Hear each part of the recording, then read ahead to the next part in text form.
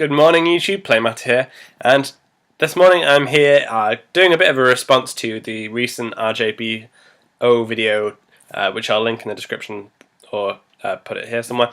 Yeah, it's a video about how shadows make you better at Yu-Gi-Oh! And it's a series about being better at Yu-Gi-Oh! And what decks you can play to get you and make you better at Yu-Gi-Oh! And it's a bit of a response to that. And I kind of really think that there's one key element that really weaves all of the decks that I think make you better at Yu-Gi-Oh! Together. Which is, if you look at a deck and ask the question, how much can you do in your opponent's turn, then I think that's how we find out how skillful the deck is. It's all very well learning how to play your own deck. For example, Infinity, you could say is skillful, or was skillful back when it had 3 Archfiend, because you had to know every single step of this huge combo. But that's a matter of learn, rinse, and repeat. And if your opponent has something to stop you, then you just stop and end, because like a Veiler at the right time just stops the whole loop. And like, I don't think that's necessarily skill as opposed to learning and playing, doing a loop. So yeah, I'm going to apply this strictly to the top 4 decks at the moment, which are Cliffort, BA, Shadol, plus Shadol variants, and Satellarknight. They're the 4 decks that are topping YCS's this format so far. So I mean, straight away I look at Cliffort and I think, okay, so what can your deck do in your opponent's turn? MST, Skill Drain, Vanity's Emptiness, and Forbidden Chalice. There's like 4 cards in the whole deck. Unless you're playing all this like weird tech stuff, there are people teching out Clifforts, but I think that the success of Clifforts is playing a very linear list of kind of, I'm going to OTK you, I'm going to wiretap you, I'm going to MST you, I'm going to Night Beam you, and you're not going to resolve anything that stops me. I think that's the best way for Cliffort to go, but I don't think that makes them a skillful deck. That's just, you can't do your stuff, I OTK you. So yeah, no, I don't think there's a great deal of skill in the playing of Cliffort. I mean, the building of Cliffort, there's a lot of theory behind it, and I've got a lot of respect for people that do build the Cliffort decks and achieve very high tournament results with them. In terms of interacting with your opponent's turn, there is very little that they do. I'll move on to what I think is slightly more skillful than Cliffort, which is Satellarknight. And you've got triple Stellar Nova Alpha, and you really have to know when to use that card. And yeah, obviously they play a whole arsenal of traps, which are pretty much unique, or not unique, but different in every Satellarknight build. Whether it's Bottomless, Breakthrough, the Chalices in the main deck, Compulsory, and there's like a lot of these cards do take a lot of skill as to when you use them, and knowing and decide and reading your opponent's kind of plays.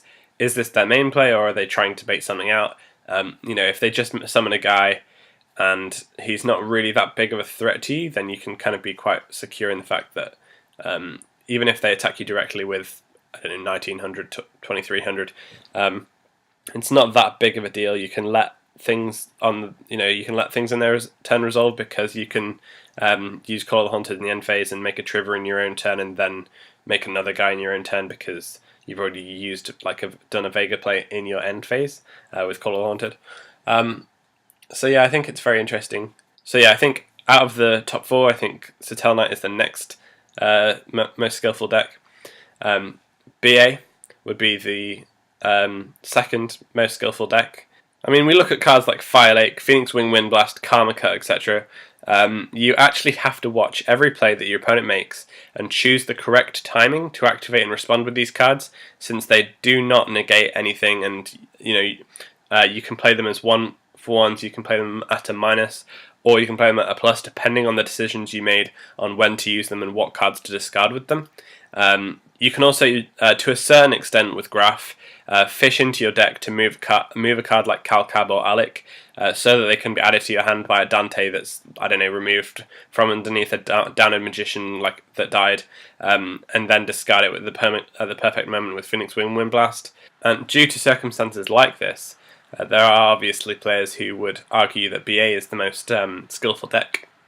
However, I think based on purely on what you can do in your opponent's turn now, Shaddoll is the best deck.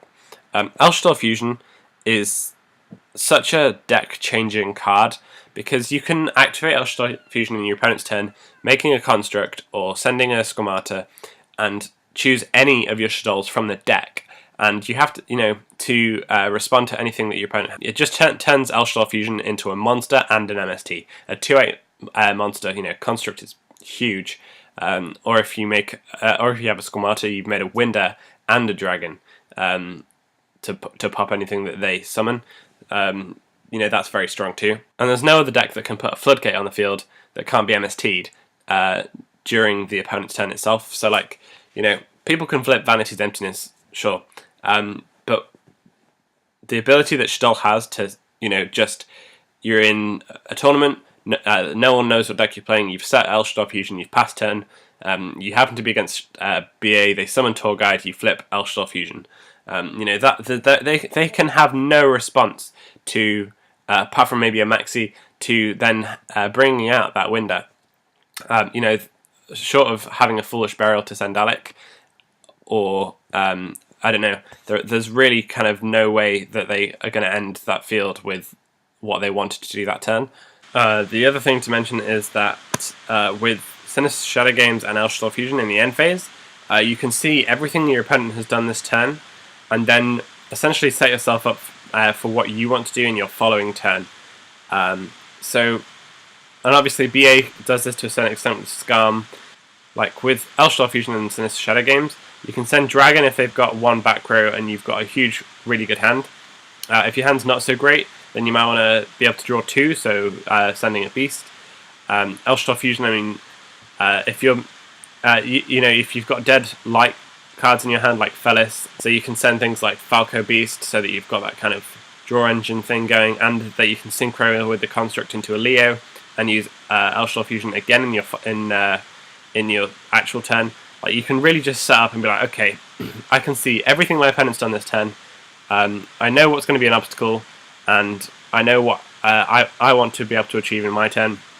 If I send Squamata for the summon of Construct, I can send Shaddoll Fusion and Shaddoll Core if they've got an extra direct monster on the field to add the Shaddoll Core back to add the Shaddoll Fusion back to hand. Okay, so I want to talk about a very specific scenario, which is how each deck reacts to Satel Knight Trigger being summoned.